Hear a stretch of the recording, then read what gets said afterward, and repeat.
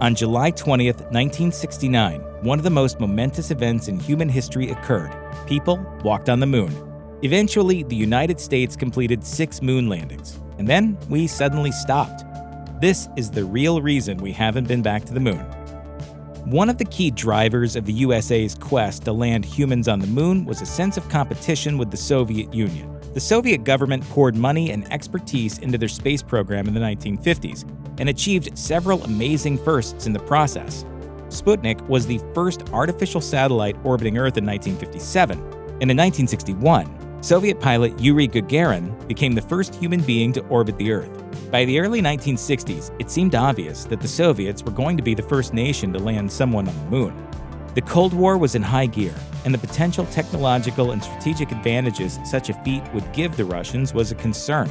As noted by former NASA chief historian Roger Launius, the space race was really a proxy war between the United States and the Soviet Union. Instead of deploying tanks and troops on Earth, the two countries deployed scientists and engineers in an effort to claim the moon as their own, if only symbolically. Those Cold War conditions no longer exist, and so far, no countries have risen to the same rivalry that the USA and the Soviet Union had, removing a key reason we went to the moon in the first place. It took more than a decade to get us to the moon the first time. It also took an incredible amount of money and effort, both mental and physical. And it could have gone wrong at any time. Technology could have failed, astronauts could have died, or a new president could have simply canceled the project. The political risks were so high, it's actually miraculous the project succeeded even one time. And those political risks have only gotten worse in the decades since our last visit to the moon. Presidents have frequently suggested a return to the moon, and NASA has come up with several plans to do so, but once the price tag shoots up and the challenges become clear, these plans are usually shifted to goals perceived as more practical. That's the other problem.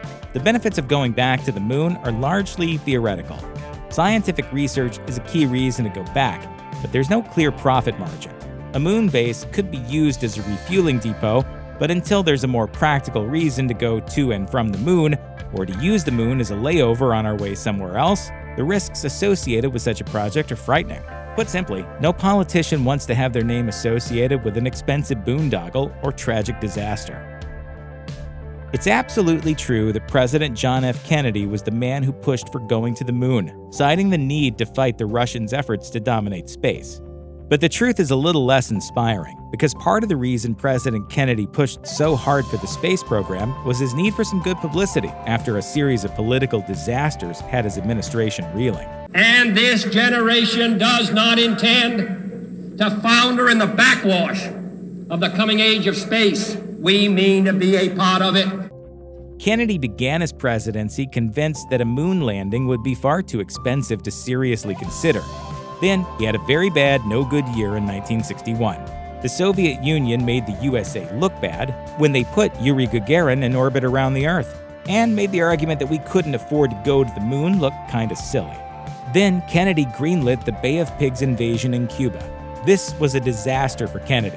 It was so poorly organized and incompetently executed, it made Kennedy look foolish and weak.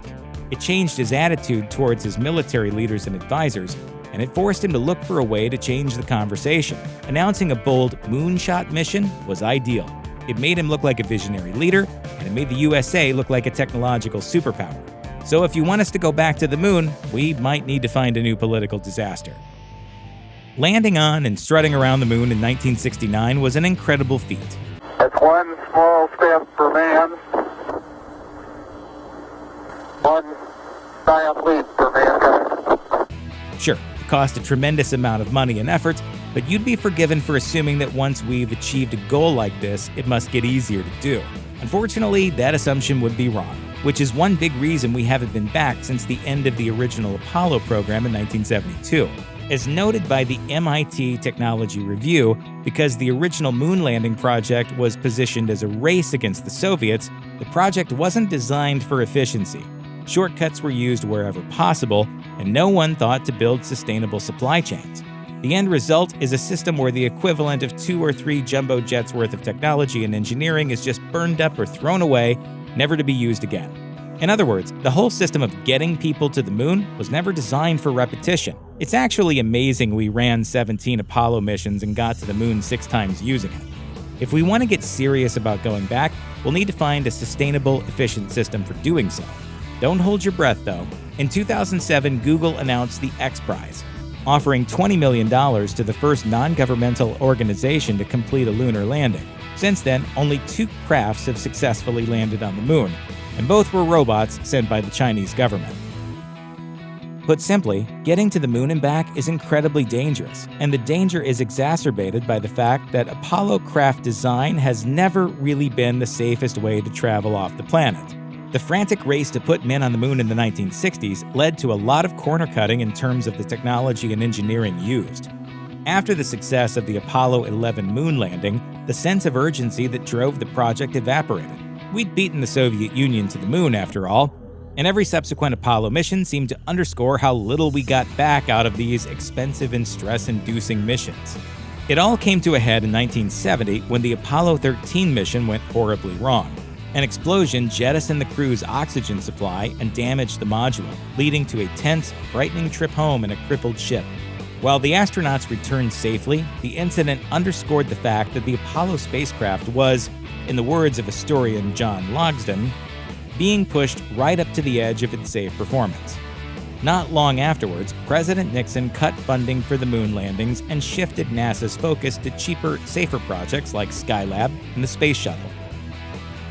The computers on the Apollo lunar modules were incredibly basic compared to today's hardware.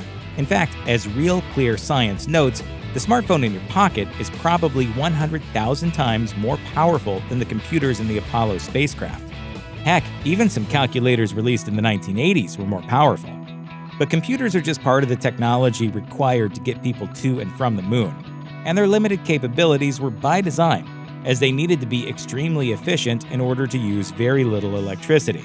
The lack of serious advances can be seen in how similar today's SpaceX launches are to the launches of the 1960s. Not much has changed. And that's one huge barrier to going back to the moon. Legacy is always on politicians' minds. John F. Kennedy was the man who launched the U.S. moonshot, but he didn't live to see the mission succeed. Even if he hadn't been assassinated in 1963, by the time we got to the moon in 1969, Kennedy would have been out of office anyway, leaving another president to revel in the glory of the Apollo 11 landing. That kind of timing makes presidents hesitate, since it can take a decade or more to fund, design, build, and test something as complex as a moon landing. Any president that pushes for such a project is almost guaranteed to be out of office by the time it reaches fruition. In today's political climate where presidents are never not campaigning, that's too long to wait. And incoming administrations, especially if they're of the opposing party, have a habit of canceling big projects put into motion by their predecessors so they can deny them the credit. In fact, Buzz Aldrin, the second man on the moon, has argued pretty plainly that the only way we're getting back to the moon is if both political parties in this country put aside their differences.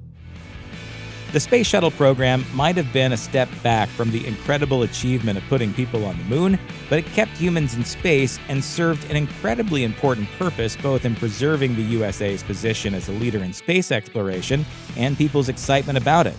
When the Space Shuttle Challenger exploded moments after takeoff in 1986, it was a horrifying moment that chilled the entire nation.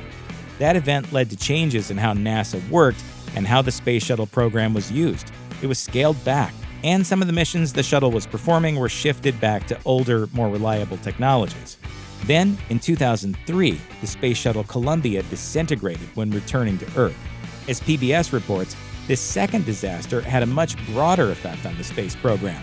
President Bush and his administration questioned whether it was worth putting human lives in danger by putting them routinely into space. This new, more cautious attitude seriously slowed down our chances of returning to the moon. Been there, done that doesn't seem like it would be a viable political or scientific attitude, but it sums up the basic attitude of many when it comes to the moon. In fact, many people in the government and in space-related agencies think we should be focusing on Mars as a priority. As Scientific American reports, the House of Representatives Committee on Science, Space, and Technology introduced a bill in 2020 to make exploration of the Red Planet NASA's official stretch goal. Not only is Mars a much more valuable destination in terms of scientific research and expanding our understanding of the universe, it's also a goal that has captured the public's imagination. That doesn't mean going back to the moon is completely off the table, however. As The Atlantic reports, most experts agree that the only way we're going to get human beings to Mars reasonably safely is if we build a relay station of sorts on the moon. Astronauts would travel from the Earth to the moon, refuel and make other preparations, and then launch from the moon to Mars, simplifying the logistics of the trip. But that means we're still not going back to the moon until someone puts some serious money, talent, and other resources behind a trip to Mars. When NASA announced plans to get American astronauts back on the moon by 2024, many thought it was overly optimistic. But even if the schedule slipped, it was an exciting development, and it led to serious work on creating a next-generation rocket called the Space Launch System, along with a new crew module called the Orion. The program has hit some bumps. It's already $2 billion over budget, but it was scheduled to be tested for the first time in 2020. But just like every other industry, the aerospace world has been hit by the COVID-19 pandemic. NASA recently announced that it would be forced to shut down two important facilities: the Michoud Assembly Facility and the Stennis Space Center in Mississippi. The closures were necessary because employees there tested positive for the coronavirus, and they've already had a big impact. NASA had to officially suspend the Space Launch System program for the time being, dealing a serious blow to any chances of a return to the moon. Check out one of our newest videos right here. Plus, even more grunge videos about space are coming soon. Subscribe to our YouTube channel and hit the bell so you don't miss a single one.